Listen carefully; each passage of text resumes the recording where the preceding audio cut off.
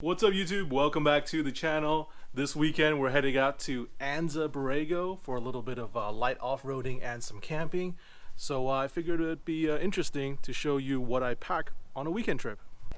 Let's start from front to back. First of all, we have our CB radio, obviously. This guy actually doesn't leave the car. It's always in here, always wired. We've got our CB radio tuner just in case we get stuck on a trail and the tune is slightly off. We can plug it in real quick and get it tuned. Of course, we have these guys. These are the air nozzles for the ARB compressor. Just in case we find a body of water and I need to deploy my unicorn, we'll be able to do that.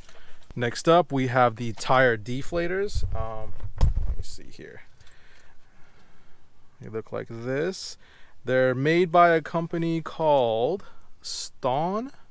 No, that's the right way to pronounce it. These are actually the better of the ones that I've used prior. And basically what you do is you screw these into the valve stem and they automatically let out air until the air reaches the preset pressure. Now, a lot of the cheaper ones, basically what they do is like they have the same concept. However, they let the air out slower and slower as the pressure goes down, whereas these guys will maximize the amount of airflow coming out until it hits that specific pressure and it completely stops. So it's not only it's more efficient, it's also more accurate. Next, we have our little ham radios. These guys are made by Baofeng, and these are really cheap on Amazon. They're like, I think they're like 30 bucks. So we got two of them just in case. The benefit of having a ham radio is just in case the CB radio doesn't reach, the range on the ham is a little bit better. However, you do need to do a license for these online.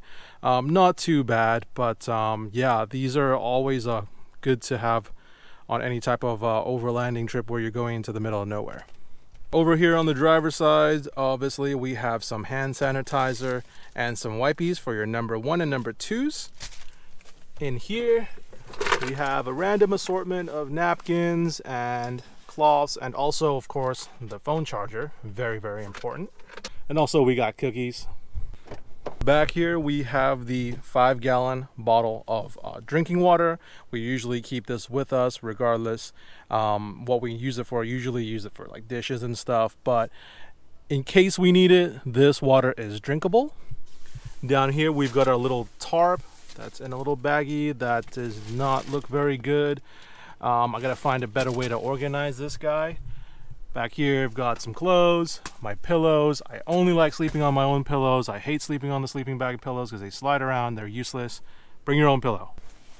Also hidden back here, which I always keep with me, is my recovery straps. These are the big boy ones from ARB. I think they are the 4-inch or something like that.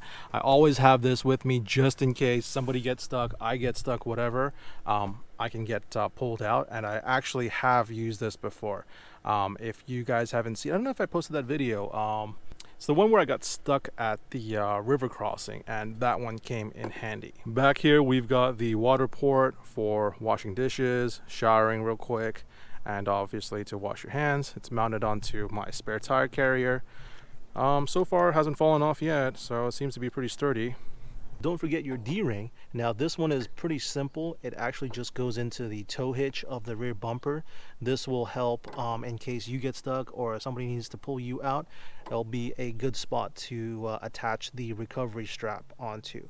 I've tried the Harbor Freight recovery straps before, and they're not good. They are not good. Do not get those.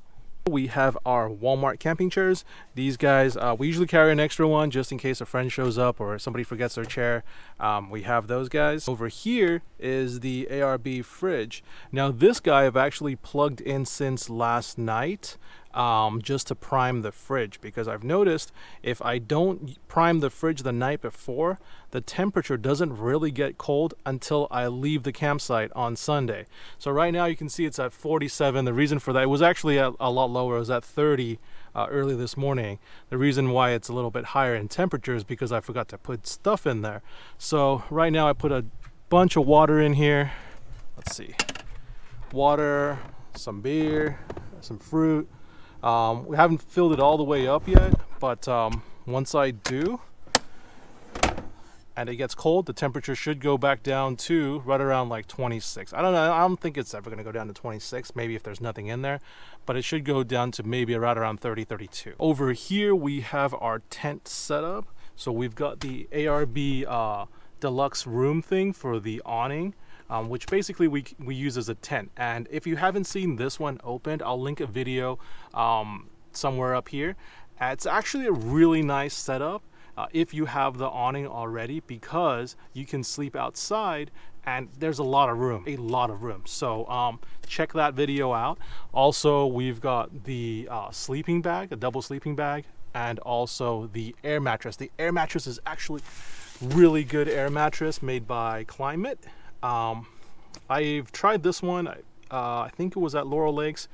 We were sleeping on a bunch of rocks. Like, these were rocks with sharp edges, and I didn't feel anything. So make sure you check this guy out. I'll have a link for all this stuff in the description down below, so you can check out the stuff and see if anything works for you. In this little basket, we have our car essentials. So we've got some Toyota coolant, we've got some brake clean, and definitely some Gorilla Tape, propane for the stove, some gear oil, Mobil 1, engine oil, more engine oil. This is not engine oil, this is transmission fluid.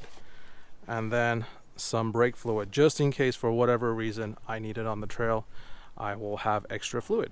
Let's see what's behind drawer number 1.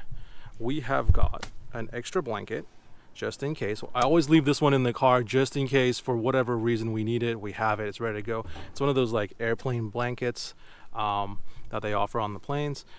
We've got my tools up here, which are just a mix of regular hand tools, ratchets, wrenches, different types of sockets, pliers, and all that stuff. Then we've also got the electric tools. So we've got the electric impact. We've got, actually, let me take this out and see. We've actually got this little saw thing, which is kind of cool.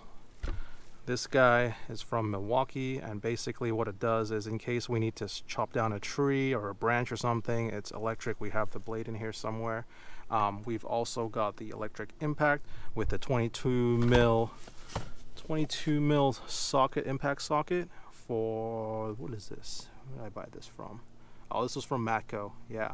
So this is for the wheel lugs in case I need to change wheels, extra battery, and then we've got the smaller impact, the 3/8, just in case I need to, I don't know, change spark plugs on the trail or something like that. That will be really, really quick. We have the air hose for the compressor. We've got the little tire gauge and filler for the tires. And in this little baggie, let's see what we got in here. Oh, this is the hose for the hose and the nozzle. Oh, and the holder for the water port. So basically, when we need to, we hook up the hose and the nozzle to the water port, and we have water. On this side of the drawer, we have mainly cooking utensils in here, I think. Let's see. Oh yeah. We usually like to carry these guys, which doubles up as a plate, and there's a fork inside, just so we don't create that much waste using paper plates and plastic forks and stuff. We've got some oil in here, a lighter, cleaning stuff, a little bit of dish soap. So all the cooking stuff is in here. We've got a pan, just a regular house pan, nothing fancy, not super overlandy. And then this little baggie is an assortment of, we've got extra chopsticks, because you never know. We've got forks, we've got spoons, we've got napkins. So that's in here. We've also got survival spam. Everybody needs a can of survival spam. This stuff lasts forever and it's already cooked. Some bamboo skewers for those s'mores. And of course we've got our little Coleman grill with the cutting thing right there. Oh, also we have this little pot thing. I forget what this thing is called, but it basically, you sit it on the burner like this and you can fold it up to like a little pot and cook stuff in it. And it's like this slippery material that holds water and is like non-stick. It's easy to clean. So yeah, this is actually pretty cool. We've used it once before. I forget what it's called. Once I find out, I'll put a link in the description down below. But this is pretty cool. And up top, I actually have some firewood inside the trasheroo. Now, the reason why I don't have the trasheroo on the spare tires is because the water port is there. I'm going to try to figure something out where, you know, maybe I can put both, maybe, you know, organize it a little bit better. But it's strapped in pretty good. I've got extra trash bags in here too, so we should be good for the weekend. So besides these items, I think I have more food and my camera gear and my drone to pack, and I think that's about it. But I know this is not a complete list of stuff that you need to take while you're camping. If there is something that you think I should have brought but I didn't, please let me know down in the comments. Also, if you haven't already, make sure you go ahead and hit that like button. And for more Land Cruiser and Overland content, don't forget to subscribe. Thanks for watching.